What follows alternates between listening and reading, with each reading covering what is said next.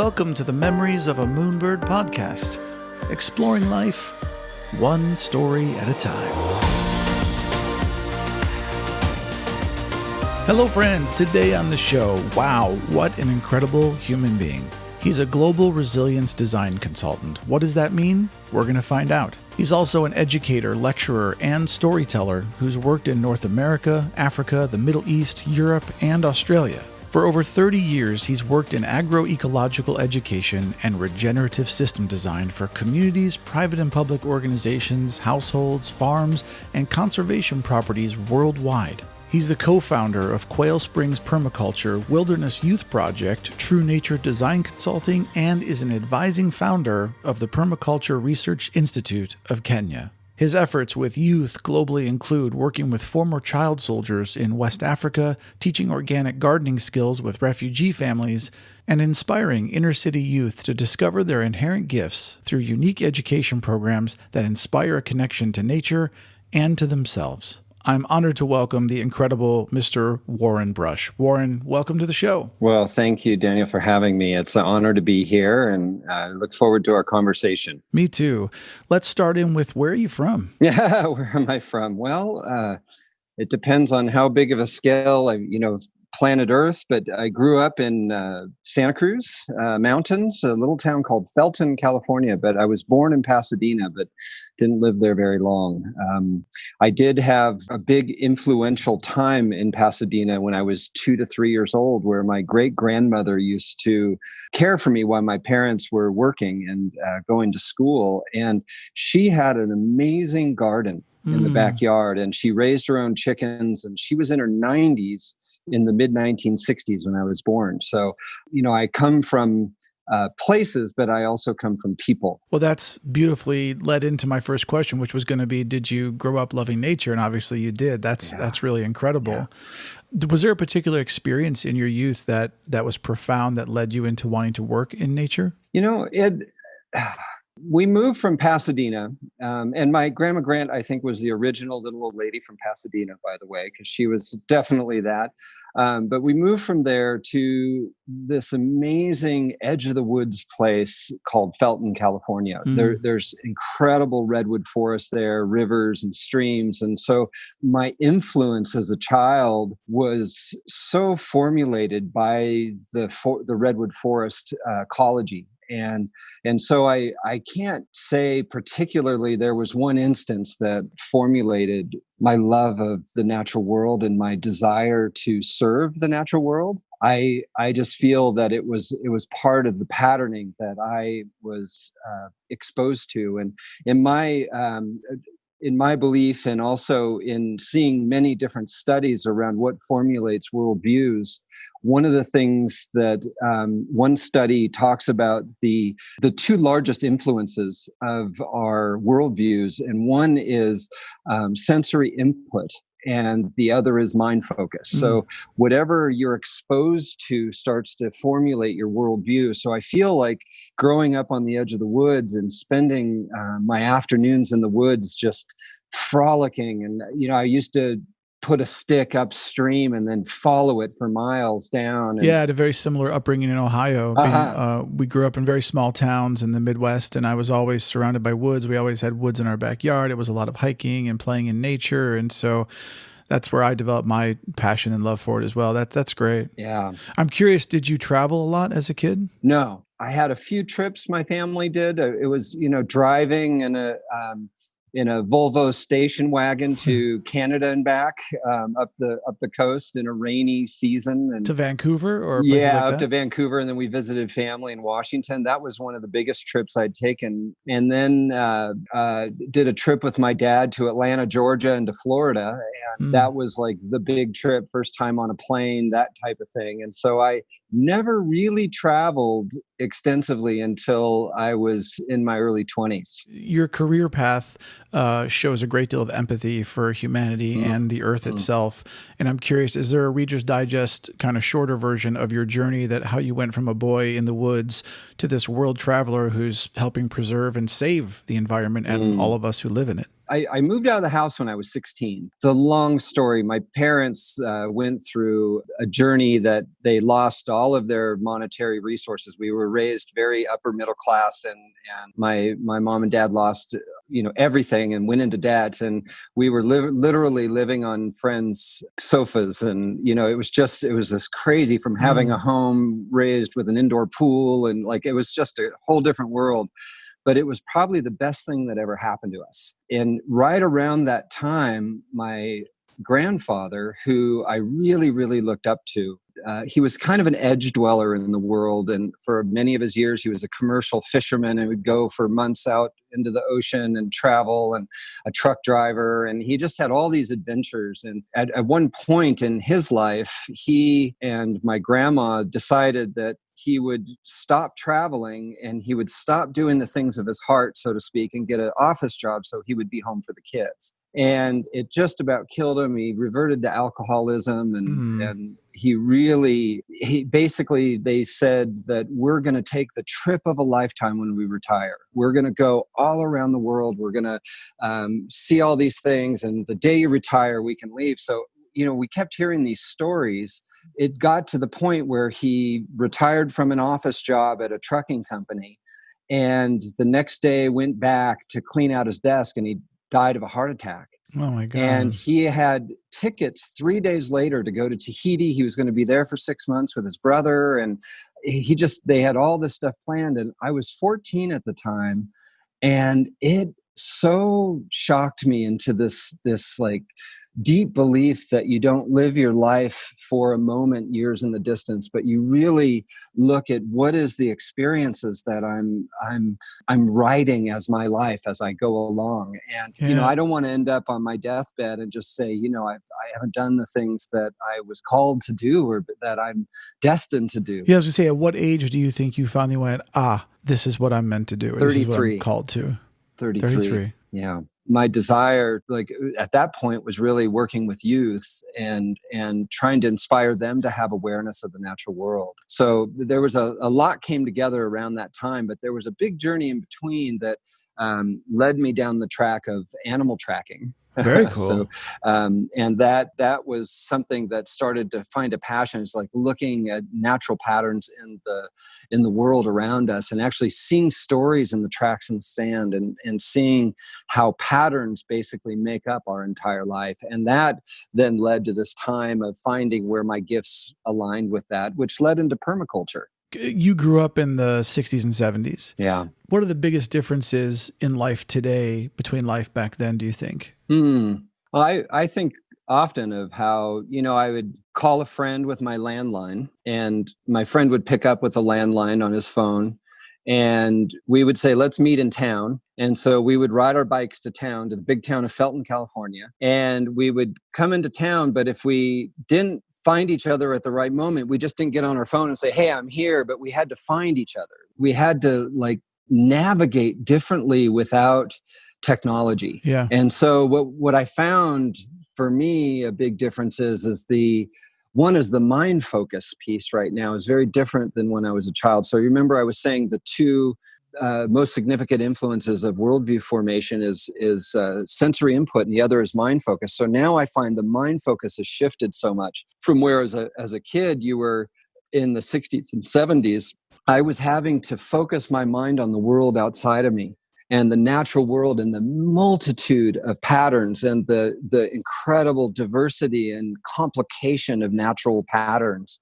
And now today, kids are focusing on binary flashes of light in screens for hours and hours on end in the day. And I find that it's actually creating more of binary thinking. Yeah. And I think there's something really substantial in that I don't think is really accounted for in where the world views or how they've changed so much since then. I think it's a great concern amongst most therapists and psychologists, whatnot. I interviewed someone who's a professor at a university, and that episode comes out later, and she and I talk about that this new generation, so glued to technology, there's a disconnect from human beings and the natural world that's very concerning. And I agree with you. It's something that I think scientists and philosophers and everyone else should be looking at very carefully and seeing what we can do to, because I'm all for technology. I mean, thanks to technology, we can talk, you know, but I think somehow we have to figure out how to move forward and merge these two things in a healthy way. Yeah, there's a sense of balance that's missing. And I feel like for me, like I wasn't really excited about TV. And when I was a kid, like I would prefer to be out in the woods climbing trees and doing that type of thing. And I think that, you know, I find a lot of kids in my life these days are like, wow, I really just want to get home so I can do this latest video game or this, whatever it might be. And even like research, it's like research is different now than it was in the 60s and 70s, and how, you know, you would have to engage differently. And even in books, you would have a lot more relationship with libraries and books. And yeah, we can get everything on the internet. You can go to grandmother Google and ask anything. And yet there's something about the cognitive pathways of research that helps us develop our critical thinking. And I think a lot of that is also under siege right now, because everything is just kind of handed to us rather than having good mentors asking us good questions to lead us to our edges of learning and understanding. I couldn't agree more. We were fortunate. My dad bought us a set of encyclopedias, and I can't tell. I tell people, you don't know the number of times a week I would go to the encyclopedia to look something up, to learn something. Me too. You know, so. Me too. Yeah, very, very. And you would then get into the thing of, well, how old are yours? You know, like our newest one, we have the latest update. That was like the, you know, the latest technology was, you know, the latest Encyclopedia Britannica. You know, so much time is spent inside now with kids, and I think that's also very influential when I talk about sensory input. You know, they're in rooms that are flat and right angles, and you know, every doorway is measured where you can walk through without even thinking. The floors are flat, so you don't think about tripping. And there's a lessening, I think, of children's ability to actually navigate diversity that's come from that sensory input that's been so minimized. And so like with kids in programs that we've run when we're out doing a creek walk, who are like tough kids, they play football, they do all this stuff, but they've never been off a manicured surface out of the city. And you bring them out to do creek walking up through rocks and they could hardly walk. And I feel there's a piece missing, that our physicality actually informs some of our neural pathways. And how we're physical also, you know, it informs how these connections make. And I think there's a piece missing there as well. And that's some of the impetus of why we started Wilderness Youth Project. Tell me about the youth project. I'd like to hear more. Yeah, so we I was working in a homeless shelter for families in Santa Barbara, California. And I was doing children's programs and volunteer coordinating. And my wife and I were doing training with one of the top trackers in the world, Tom Brown Jr., who wrote the book, The Tracker. If you have kids out there and you want to get them interested in the natural world, get them the book, The Tracker by Tom Brown Jr. It's such an inspiring book. And we found out that he was still teaching. And so we started training with him for about 4 years. And so we'd learn all these survival skills and all sorts of different things. And tracking was a big one as well. And so during that time, we would come back from those trainings, and then we would see if any of the kids at the homeless shelter wanted to go into the mountains for the weekend, and we'd get permissions from their families so the kids could get out, and we'd go do all these things with these kids. And that we found, like, kids would come back, you know, being in a homeless shelter with their parents, and, you know, mostly single moms with their kids. And we would bring the kids back from these weekends. They say, "Mom, we don't have to live here anymore. We can live in a debris hut in the mountains," you know? And I'm like, well, you know, not so much, but there was an empowerment that happened. Yeah, that's beautiful. That also we saw an awakening of, in muscle memory, like an ancestral muscle memory in kids. Doing things that their ancestors did awaken something in them. So we would have kids from opposing gangs and like all these different situations that were coming through these programs. But out there in the natural world, there was such a humbling kind of, I don't know, level playing field, so to speak, for everybody there. Nature didn't treat anybody differently, no matter the color of your skin. Nature doesn't treat you differently by how much money you have, what size your house is, or if you even have a house. But nature has this beautiful way of teaching equanimity. I saw this, and my wife saw this with these kids, and one thing led to another, and we decided through some generosity of some people in the community to get this project started called Wilderness Youth Project, and that was in the late 90s. And now it's, well over 20 years it's been in operation, and it's one of the most successful youth programs in Santa Barbara County. That's cool. It's all premised on facilitating nature awareness inside of us and around us with children, and doing it in a way that's fun. I mean, it's that simple. And do the kids camp out in tents and stuff when they do this? So that, or they build huts or whatever. There's after school programs. We're actually in schools all over Santa Barbara County, teaching a lot of these skills out back of the schoolhouse, and doing trips up trails. And then we have weekends, and then we have expeditions. And it's an amazing group of people who are utilizing a lot of work by one of our friends and teachers, a man named John Young, who wrote the Coyote's Guide to Nature Awareness and Mentoring, basically about how to mentor children in nature. And he was one of our influences, and Tom Brown and many other teachers in our life. And a lot of those teachings are still embedded in the core curriculum of that program. And that is what kind of led for me into the world of permaculture as well. So let's talk about permaculture. Yeah. For those who don't know, I'm going to read the quote from Bill Mollison, that it was defined as, quote, "the conscious design and maintenance of agriculturally productive systems which have the diversity, stability, and resilience of natural ecosystems. It is the harmonious integration of the landscape with people providing their food, energy, shelter, and other material and non-material needs in a sustainable way." So let's boil that down into layman's terms. Can you explain permaculture for the general population? Well, it's a design science for regenerative human settlement that mimics natural systems to create that stability and resilience that Bill Mollison was talking about. It is nothing more than a design science. People think it's gardening, people think it's gray water systems, natural building.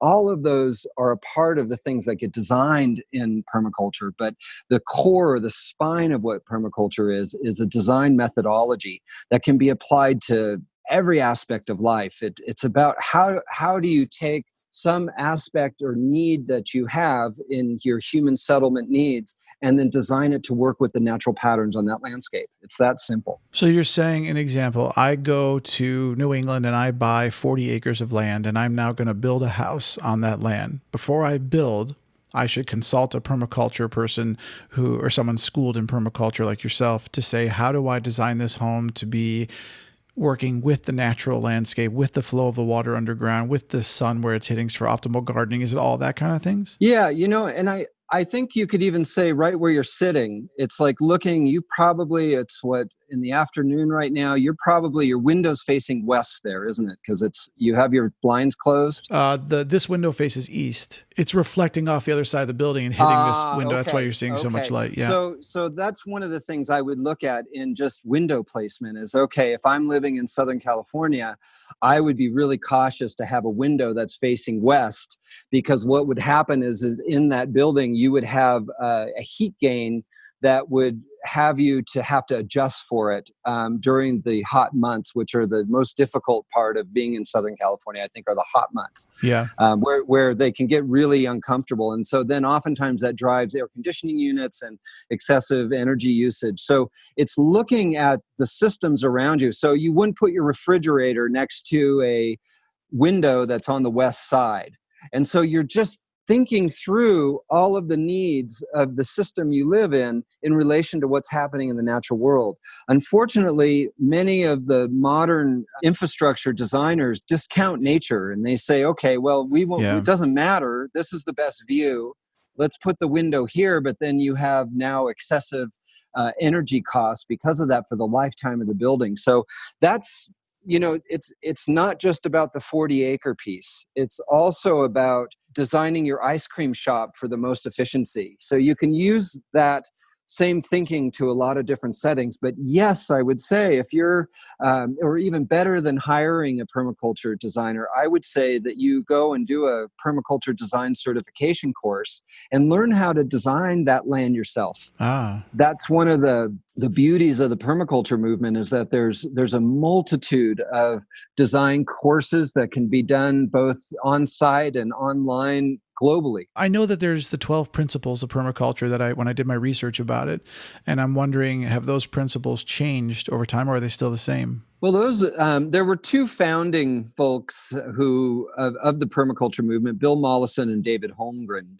The 12 principles were distilled versions of many more principles that Bill Mollison had hypostulated, and he put them into 12 concise principles. So David Holmgren, one of the other founders, the younger founding member, and the one who's still alive, came up with those. And I think it's great. I think what you have to do is step back and look at the bigger picture, though, is where did those come from? They weren't just out of the brains of these people. What they were observations in nature. They were saying, how does nature regenerate its landscape? What are the principles that are there? How do native indigenous cultures who have survived and thrived in the same place for thousands of years, what are the common principles in their methodologies that we can draw from in a universal way so they can apply globally? So they came from natural worlds, and they came from people who were harmonizing in the natural world with their systems, and then coupled with good science. How is permaculture different than industrial agriculture? One is that permaculture is a design science, like I said earlier. It's not a form of agriculture. Right. It leads to a type of agriculture that looks different than conventional agriculture, hugely different. Because if you look at conventional agriculture, it still is nature. Like, you're still working with soils, you're still working with soil microbes, you're still working with sunlight, you're still working with hydrological cycles. And people that say, oh yeah, well, conventional agriculture is not it's not based on anything natural. Well, it totally uses natural systems. So what happens is you see a degradation of the system through time. So in a lot of the green revolution, which is often the term used to coin conventional agriculture, you see over time, you see the soil resources get depleted, you see signs of erosion happen, you see the degradation of growing cycles within the plant, so production starts to reduce, and you start to see a need for more inputs. But the more inputs you do doesn't mean the more production is at the same level of what you put into it. And so you see this debt cycle develop. And it's the conventional system, to me, is not very productive. If you look from a caloric standpoint, on average, conventional agriculture takes 10 calories of energy to produce 1 calorie of food. You have to spend more energy than you actually harvest. And to me, that's not sustainable. It's not, and not even close to being regenerative. There's a professor, Steve Moore, who he's done some incredible studies on energy inputs and outputs of regenerative systems designed using permaculture and agroecology. He's been able to produce 36 calories of food with 1 calorie of input. Oh, wow. And so here you have this complete flipping of the story. And it is a misnomer to even say that, without this modern agriculture, we would not have food for the world. What's happening is food is being depleted from the world because this centralized agriculture system is actually stealing from the very biodiverse local indigenous systems. They're actually being pushed out to where, now most farmers are having to do export systems. They don't even grow the food they need to support themselves and their families. So does this lead into the kind of thing I hear about where people say, like, we're growing as a world, we're growing the wrong crops in the wrong places? Like, there are certain places where almonds would grow better than they do. And, and also I've heard people who talk about permaculture say another component of it is that you don't necessarily grow an entire field of almonds. You mix it up with almonds and other things that together scientifically create a much more homogeneous and better life for the soil and things like that. So, I always say, look to nature. Does nature do a monocrop of even oaks? No. You look out behind me, there's oak, there's manzanita, there's pine,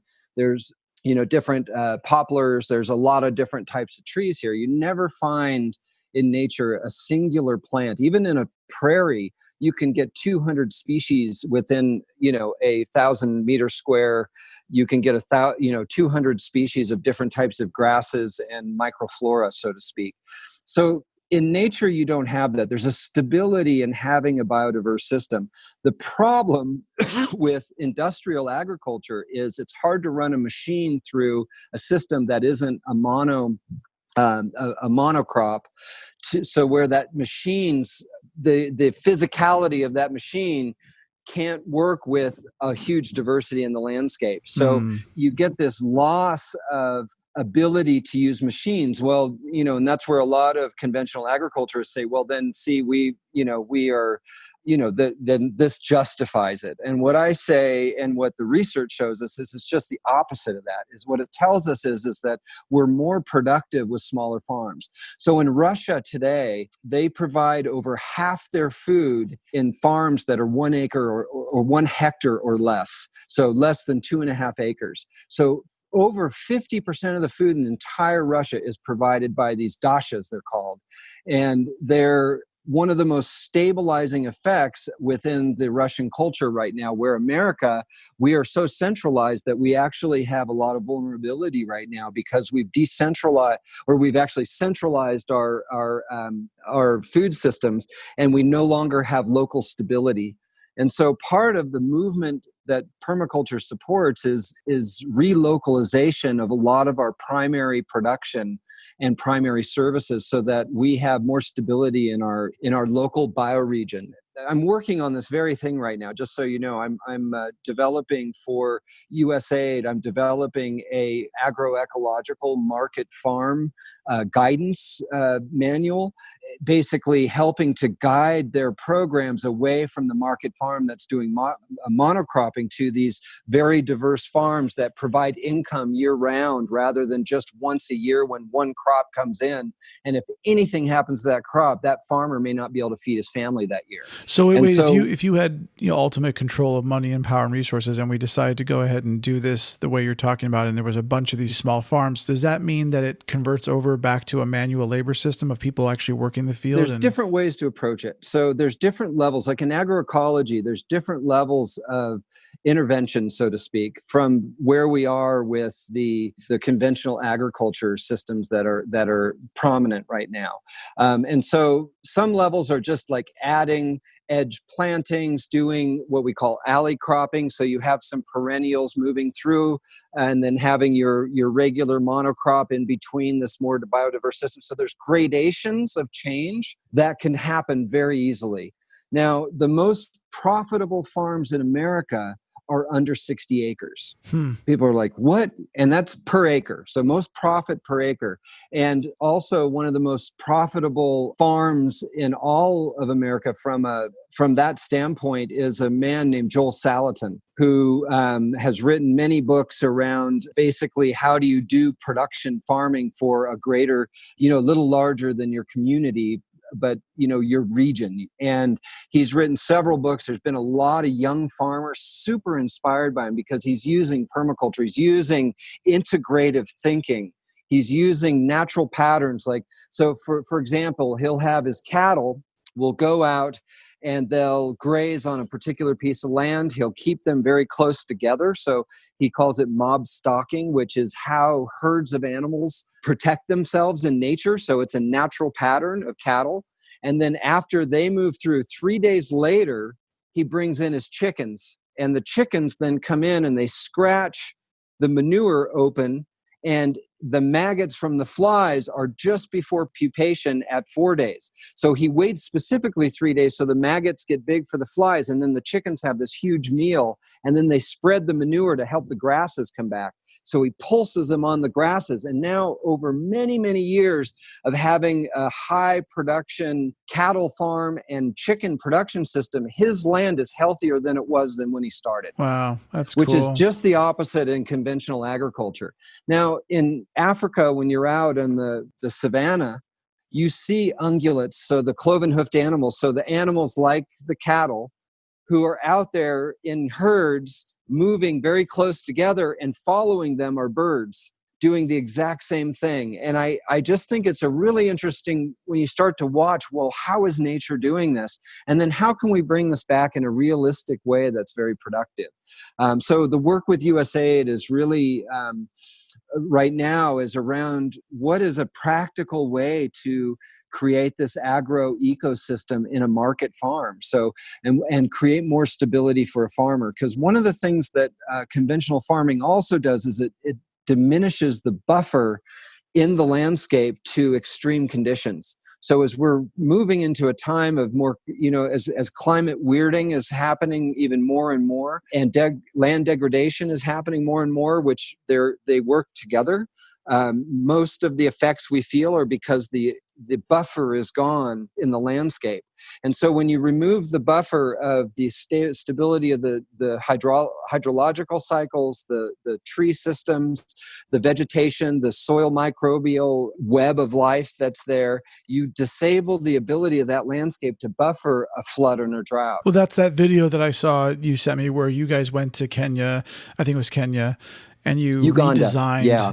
Uganda. Yeah. Sorry. So you guys, the video I saw, you guys went to Uganda and you rerouted some of the land in order to create essentially this dam to hold this water and create this buffer so that even in the dry season, the ground would have water, correct? Yeah. And also to mitigate the effects of erosion. Because, when you have erosion too, which a lot of the, conventional farming always leads to erosion. It's amazing how that happens. And what happens when you have an eroding landscape is you lose your nutrient base.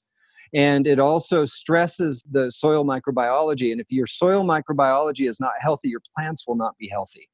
They'll be stressed, and the stress leads to disease and pests infiltrating what you have. And then you have to add chemicals. It's like this self-defeating cycle. And I feel like it's exciting to actually be on this edge of redesigning for regenerative human settlement patterns, and to be able to design agriculture systems that work in the markets. They work for markets, but they also work for being in touch with that which sustains you and having the nutrient base that you need near you. Right. And so the other part of the localization of the food systems, and also a lot of our services and primary production and processing, is that the longer you keep a dollar in your community, the more it can help your community. So as soon as you export your produce, you're exporting the water from your community. One of the biggest exports in all of Australia is water because of the crops that they export.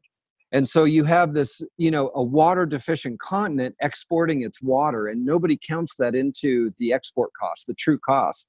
If we were to do true costing of conventional agriculture right now, we couldn't afford it. Interesting. It's the only reason it's making it is that it's subsidized. And I want to ask you about the politics of that in just a second, but I wanted to, just because I think it's important to have the other side have a voice. When I emailed you, I sent you Curtis Stone from the urbanfarmer.co has this quote, and he said, permaculture doesn't work. And the reason is that agriculture does not exist in nature. It's a man-made system.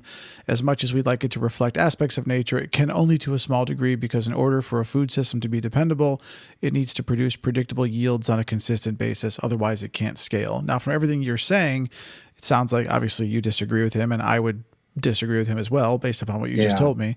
But I'd love to hear your feedback on that. Yeah. Well, everybody has their own way of viewing things. And the first thing I would say is that, him saying that it's not a natural system is not correct. It's completely dependent on the ecology in which it's based in.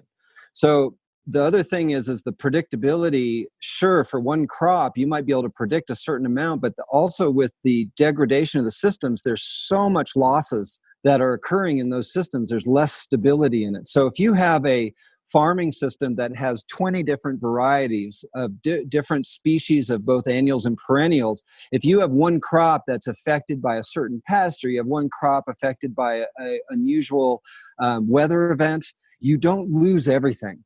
And so part of the stability of permaculturally designed system is that it's looking for opportunities that agricultural system could take advantage of in relationship to the ecology of the context of the site. So I get called by conventional agriculture folks saying, how can I, I've got a lot of erosion and it's killing me. It's costing me so much. Yeah. And I come in and say, well, there's some simple things you can do. So let's change the way that you're furrowing your land so that they work with the contours. And they never thought of that. The contour of the land is a natural pattern. Just by doing that, we were able to raise their productivity 10% in a monocrop. That's permaculture. Huh. So it's not, one of the things that happens with the word permaculture is that it gets relegated to how it's been expressed rather than what it is. Right. And so you get a lot of people who are doing, amazing systems or their systems that weren't done well, that they were like, oh yeah, we're just going to plant everything. And that, gets out on the internet. And yet there's a lot of systems that we've been working with for years and years and years that are just super profitable, super productive, very relevant to the modern food systems and the way that our market systems work right now. Well, Warren, let me ask you, if someone is listening to this podcast and they go, man, this sounds so awesome, I want to learn more about this, what's the first thing they should do to learn more about permaculture? What I would do is one, look at some podcasts that are permaculture related.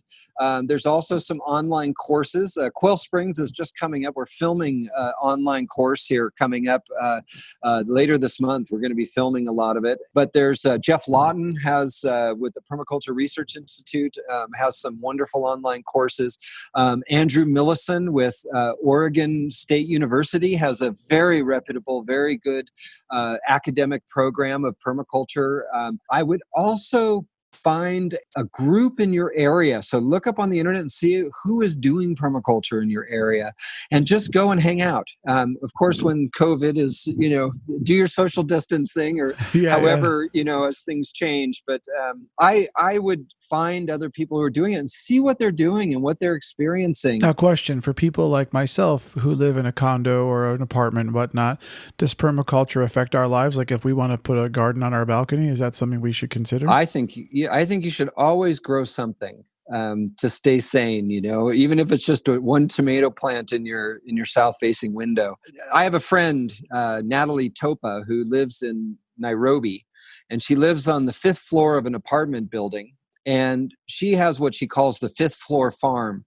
On her balcony, she's raising chickens. She's got worm systems. She grows fungi. She's got vegetables everywhere. And she grows a significant portion of her food on the 5th floor of her city apartment. That's amazing. And there's so much out there written about urban permaculture, we call it. Oh no, when I grew up in Ohio, we always had a garden, and we grew everything from zucchini to sunflowers to tomatoes, all this stuff. Yeah. And we would just open up the sliding glass door to the backyard, go out, get an onion and 2 zucchini and chop them up fresh and have dinner, And I really miss that living in a city. So I love Bill Mollison. He said something that really stuck with me. He said, all the problems of the world can be solved in the garden. And I really have thought about that over the years, that it's, that like maybe it can minimize a lot of problems, maybe not solve all the problems of the world, but certainly it would change how a lot of the types of problems that we have in the world, because we're no longer in touch with that which sustains us. And I feel that if moving forward, that for me would be one of the best things in the world that we could do, is to everybody has a garden. And I know that would change how even the wars that are going on, that, it wouldn't be the same thing if we changed all our supply lines and all of that. So I don't discount the garden as just this fad thing that you do on the side. I feel like it's actually an instrumental part of being human. That's beautiful. I think we've always done that, and it's a natural part of being human. Warren, what's the most challenging thing about what you do? A lot of the work in refugee camps has really awakened something in me of the plight of humanity right now and the displacement that's going on, that, many Americans don't really feel that, but globally it's so prominent. And I feel like this idea of us not having our umbilical in the ground in a place is something devastating to the human heart.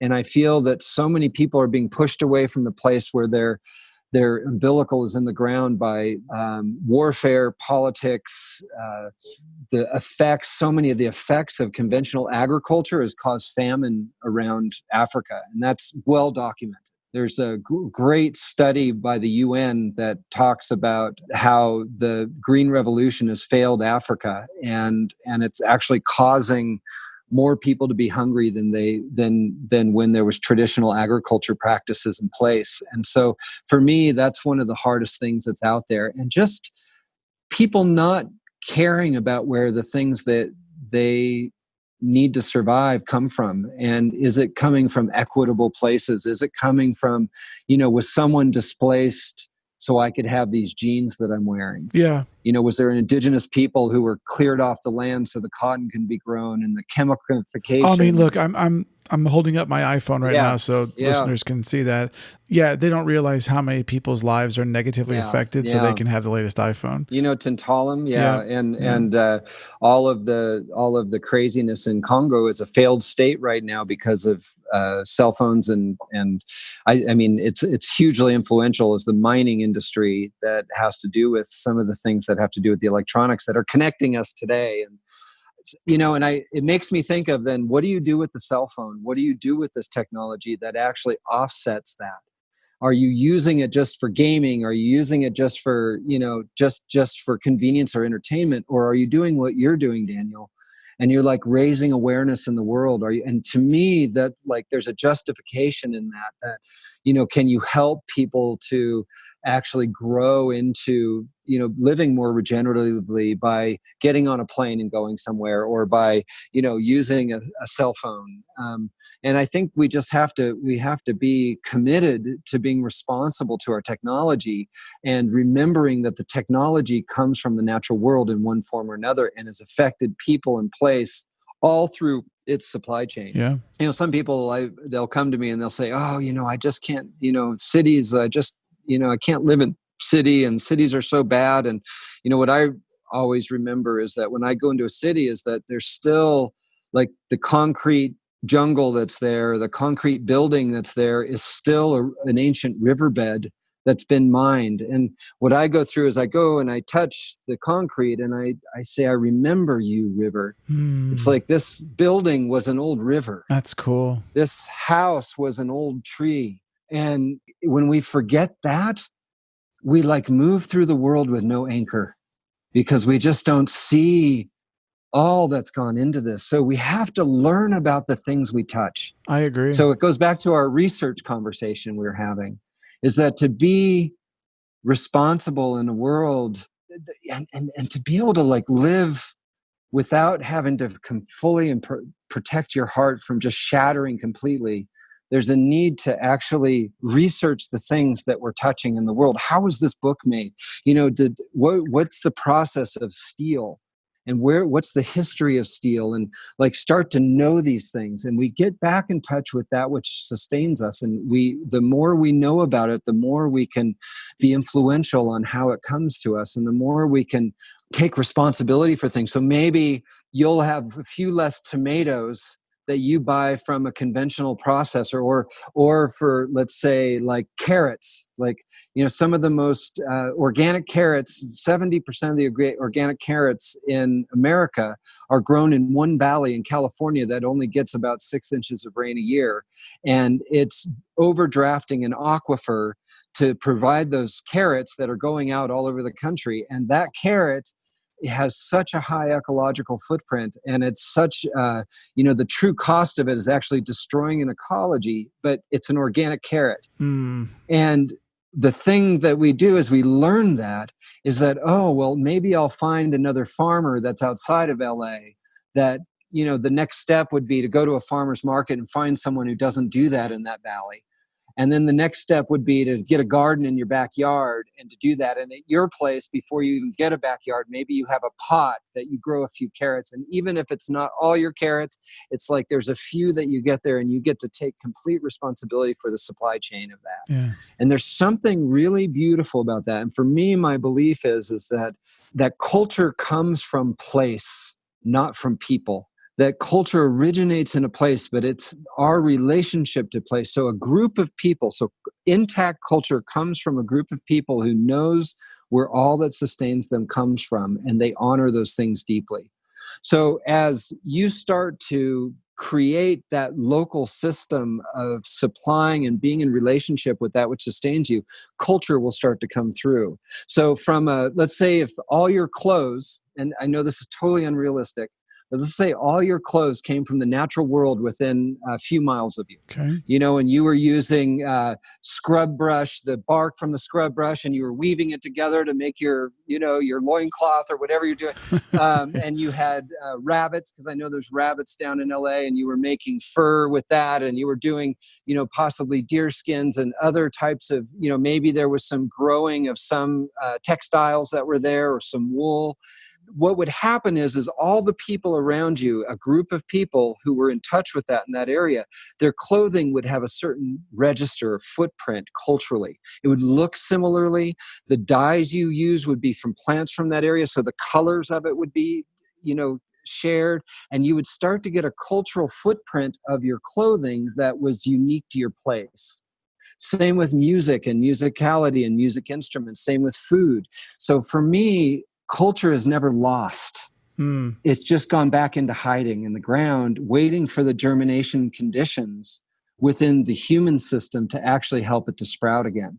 And to me, it's about relocalization. It's that simple and complicated.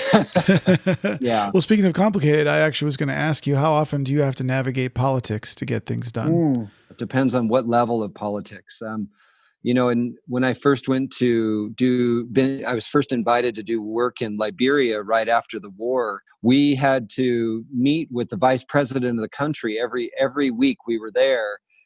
Every trip we were there, we would have to go meet with them and report what we were doing and find what they were needing to do. And, so there was a direct correlation with that. But right now, so much of the politics are actually driven by industrial needs or influences. So even in USAID and a lot of the government programs are driven a lot by markets and the influencers of markets. So the oil industry drives a lot of the aid organizations' work. The chemical industries do. And you hear all these terrible things about oil industry and all of its bad influence, but do you, in the field you're in, do you look at it and go, I wish the oil industry wasn't involved, or are you glad of some of their contributions? Like, where do you stand? I'm just curious. Yeah. I'm not promoting that we couldn't, with, the billions of people on the earth, go to a system where we were living completely in wild settings. I don't feel that, but I feel like there's an irresponsibility to toxifying the environment. I agree. We have a responsibility to our children and our children's children's children's children, and we're not doing that based on GDP models. The whole idea of our benchmark of success is based on gross domestic product. And so if you look at that, that means the more cancer we have and the treatments for cancer, our GDP goes up. The more war we have, our GDP goes up. Now, is that a benchmark of success? And I feel that it's just not, it's showing that these economically driven systems are actually producing poor design. So, for example, in Las Vegas, you go to Las Vegas and you see all these tracts of homes there that, there was a huge boon in the industries there that were supporting the building of these houses. One of them was the air conditioning industry. And so, you had houses that were being designed to basically create the need for having to condition the air of the house because it would be not survivable otherwise. And so now you have all these poorly designed houses that aren't working with the influences of sun, with wind patterns, all of these things which could very simply have been done up front on the front end of these houses. It's not like we don't have the technology to do passive solar. It's like we understand that really well. I mean, it's been proven over and over again, the benefits of it. And now you have this whole system of infrastructure that's built by basically saying we can push away the ecological consequences with oil. We can, with energy. And so now you have this huge amount of energy that's needed to then maintain these. And so there's inefficiencies. all I'm saying is with good design, we're more efficient. And I think that's where we need to go. It's not like we're saying we got to go back. It's like, no, we need to get more efficient. And if you're saying you can ignore the sun and be efficient, I challenge you there, because you can't ignore the sun. You've got to say, where's the path of the sun at the different times of year, and understand how you design your garden, how you design your house, where you park your car.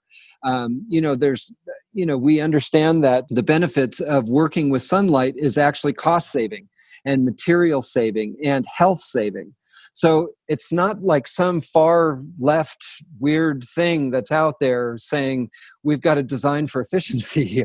I just think that it's super pragmatic, and I actually call myself a conservative because of it, because I like conserving resources. Well, how do you feel about things like Standing Rock and the Dakota Access Pipeline? That's another. Yeah, there's so much grief right now in the world that comes to head in many ways. So there's the issues ecologically, but there's also the issues of colonization that are continuing to happen. And during this time, with all the George Floyd protests and Black Lives Matter protests, and the equitability issues that are not there for so many people, I, as a white older male with so much economic privilege, have to really look at my own life and say, wow, this privilege comes from this track record of racism, and where do I have that in me? And I have to start looking internally of where do I carry that with me? Yeah. And how do I transform that into some healing force in the landscape? Have you come up with anything so far? It's, for me, a lot of it is about understanding that there is this privilege that I have, that how do I use that to help support those around me that weren't given that? And also, how do I create pathways of listening that doesn't include prejudice at all? Yeah. How do I really deeply listen to where you're listening to the lineage behind each one of us, wherever you come from, whatever that is that we all have this huge lineage of ancestry. So when I see you here, I see this huge group of people behind you, that you are the pinnacle. You are the living representative of every single human being that's ever been in your family line. Yeah. And that's like even 20 generations ago, over 1 million people. So you're this like living representation, and you carry the opportunities, you carry the joys, you carry the grief of all of that. And so how do I hear that in every conversation, no matter who the person is? And can I be present enough to be able to be there with empathy and sympathy, and also to understand that I have a whole set of different stories that's so differing from a person from Minnesota who's being oppressed by the police. My story is very different, and yet I have family members who experience that with the police regularly because of the tone of their skin, and it's like there's so much that has to, I have to look and say, okay, is our permaculture courses filled with diversity? So that's another thing. It's like, it's a movement that was formulated by two white males.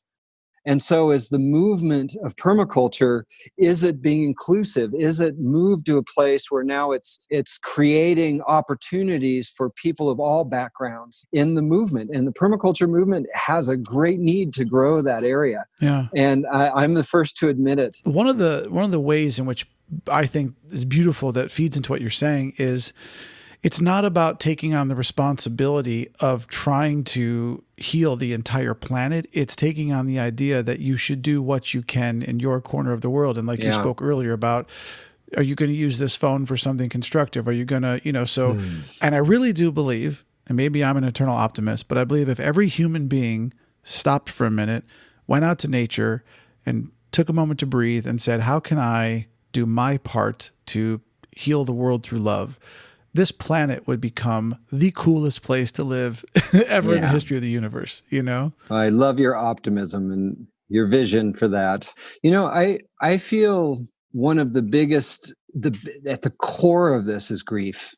I believe the core of the human experience is grief driven. And I see grief as a natural part of being human. Meaning not depression, but grief. Depression actually comes from unexpressed grief. Grief, I mean, is simply stated as you lose something you love. Like you truly love something and you've lost it. So like when my dad died, that's so human, you know? Yeah. And the grief that comes out of that is something that's really, it's an authentic part of how you grow as a human. And I believe that it's a muscle inside of you, this grief muscle that has to be expressed. And in one range of motion, it's like this weeping and tears and the retching and the, you know, that feeling of the just loss on such a deep level. And that can be for a place, that could be for a tree, that could be for the storytellers in your tribe were murdered by the colonialists coming through, that, you know, this deep grief. But on the other range of motion of that same muscle is our capacity for joy, and our capacity for praising the world is the same muscle. So you ever cry so hard you laugh, or you laugh so hard you cry? Oh yeah. It's that same muscle. And so the like young men who are told not to cry also have a hard time praising the world and showing joy. So there's this piece of it, that this grief that's there, that culturally we have suppressed that, the movement of grief. And what happens, you talk to one of our teachers in our lives, Martin Prechtel, speaks and writes about his time in the villages of the Tutuhil Mayan in the highlands of Guatemala. And he speaks of how there the elders share that when you have grief that's unexpressed as a collective of people, that it becomes depression. And when you get a lot of depression in people, it becomes warfare. And it's something that it's warfare where it's against yourself and the world around you. And I feel that a lot of our commerce even today has moved into this place of warfare. Like if you train at Harvard Business School, you learn war tactics. That's one of the trainings you learn, is you learn war tactics. There's certain books that they read that are a part of that. One of my friends who went through that, and they literally teach war tactics in business. And it's like, I feel like there is this great unexpressed grief that keeps jumping from generation to generation. And if you look at the Black Lives Matter movement, it's really about trying to get that grief expressed in a way so that it can become a life-giving force. And so I really feel like there's this ancestral grief that's not dealt with. And we no longer have the cultural mechanisms like the Tutuhil Mayan recognize this. And they had great grief rituals. And it's something that I feel is a really important way forward for us, is our ability to actually find healthy ways to express our grief.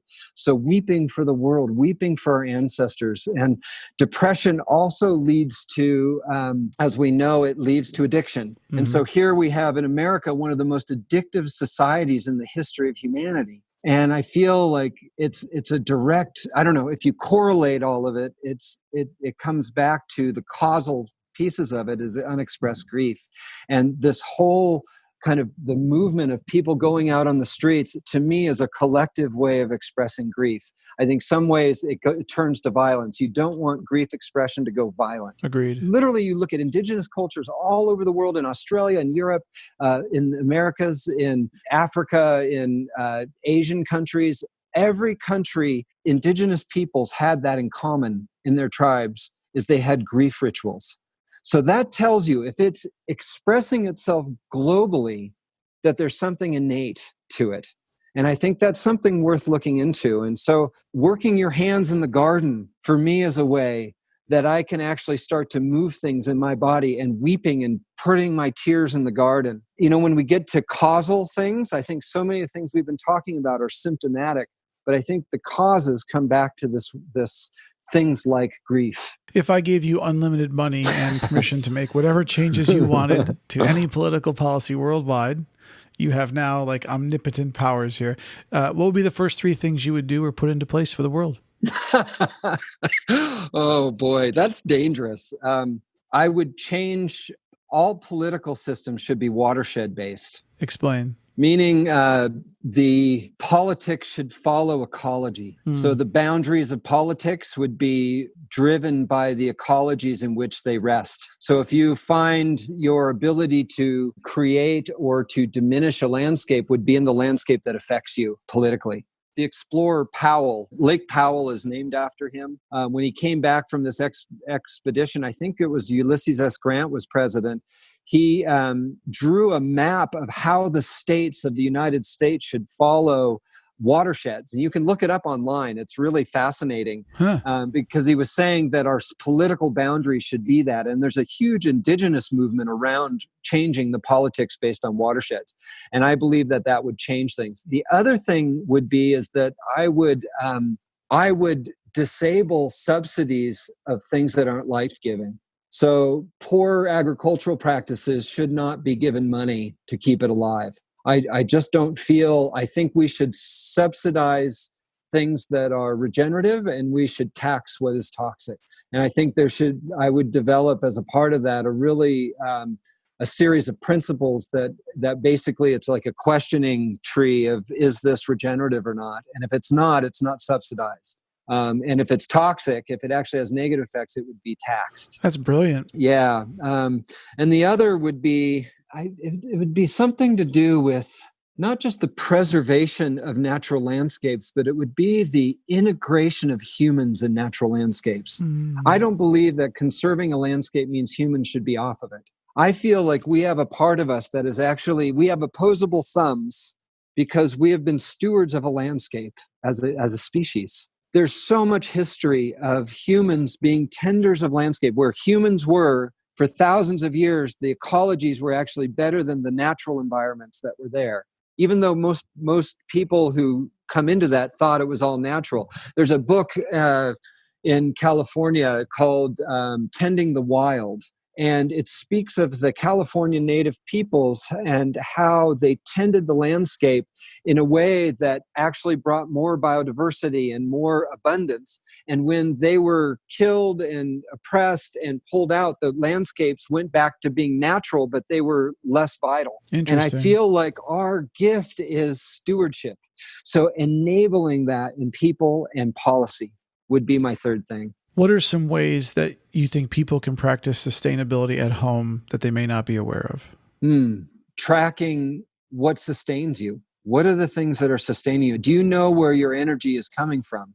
Are you tracking that? You can find that out. You can actually find where your Southern California Edison is buying for your area. Where's it coming through? Is there choices that you can make? Are there ways that you can be more efficient with your energy use? So one is efficiency. Two is like looking at all of the things that are material in your life and just saying, before you get something is, do I even need this? But then, is it something that's really needed, and is it something that causes a lot of damage, or do I not know, or can I buy it more locally, or can I make it?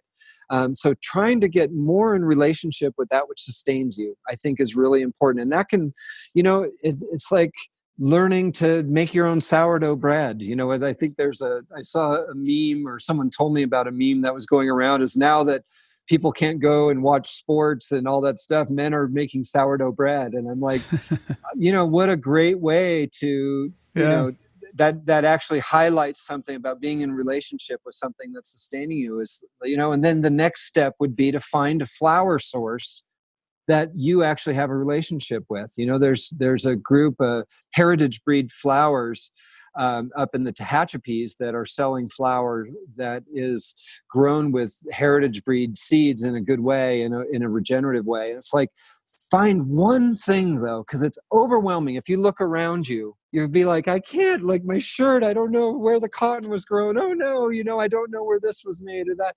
Take one thing and take it to its source.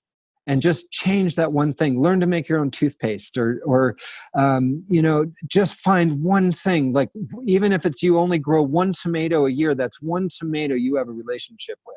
And then look at ways of conserving. If you can walk somewhere, and I mean, it's like grow something in your life. Yes. If it doesn't matter if you're in like a high rise, you can grow in a window. I think it'll save your soul. That's beautifully put.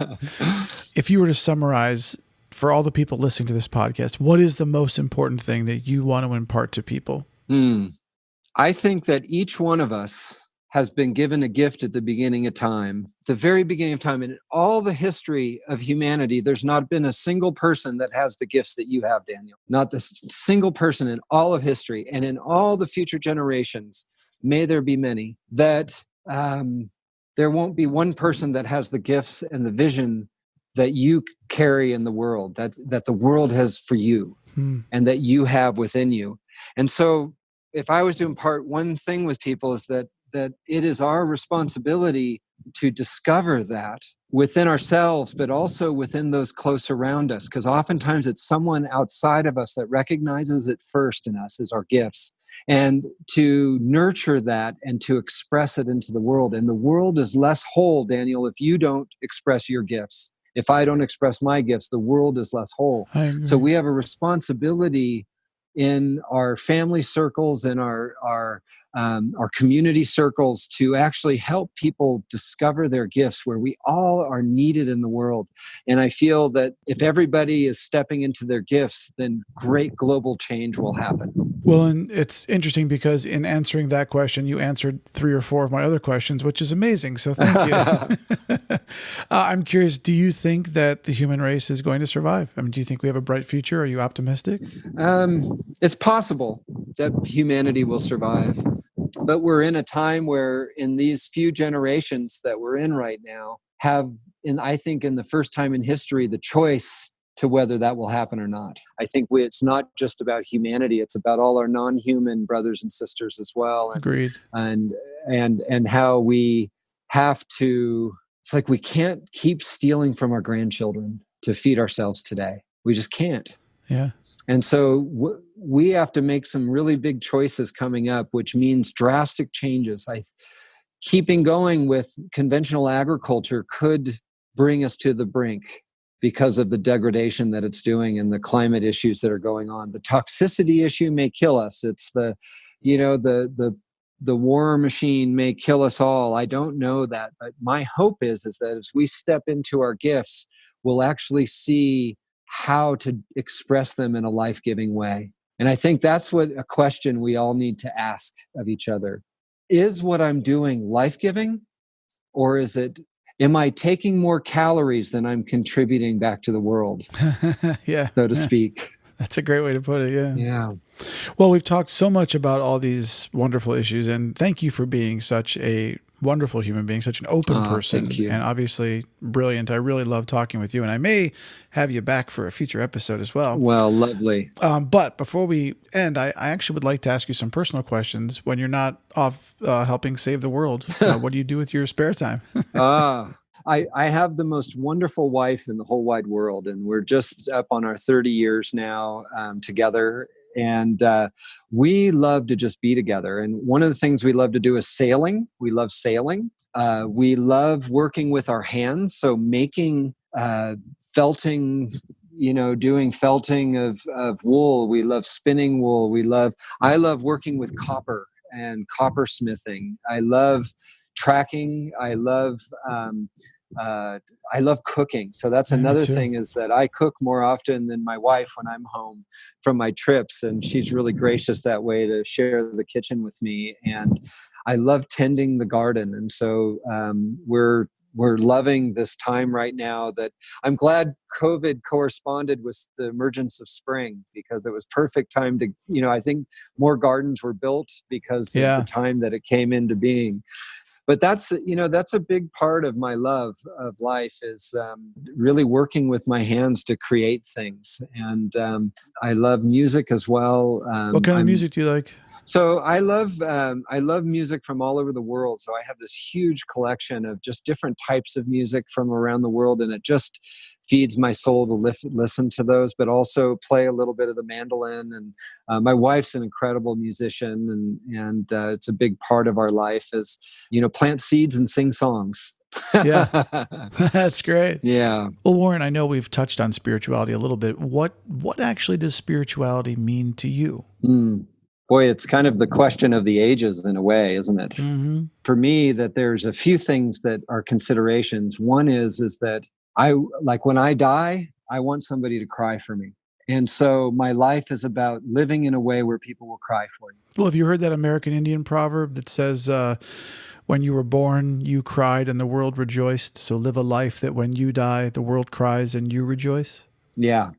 And there's a lot of depth in that, is that in a lot of indigenous cultures, the belief is that your spirit, when you die, can't get to becoming a life-giving force until you're cried for. And what happens is the people who aren't cried for become ghosts. And so they then haunt people, but it's not like what we see on Ghostbusters necessarily, but I do believe there is some of that where they're more manifestations and things, but they become a force that actually inhabits other people with their grief. And so you see in statistically, a lot of like the youngest in a family will carry the family grief. Not always the case, but they often are the youngest will carry more of the addiction in the family because they're grief stricken and they're carrying the ancestral grief. So for me, part of my spirituality is how I live. Am I living in a way that really you're being cried for and you're being wept for at that time, so that I could become a life-giving force rather than a ghost? And for some reason that settles well with me. And the other is that being a gift giver in the world. So, when we pump water from our well here on the land, that we give gifts that we make with our hands, little shell beads, and we put them over there and we say thank you to the water. And we make blessings on the world rather than take blessings from the world all the time. And recognizing that we're in debt to the world that's feeding us. You can be in the most, the most urban environment. You're still being fed by multiple ecologies around the world. You're being fed by nature. Yeah.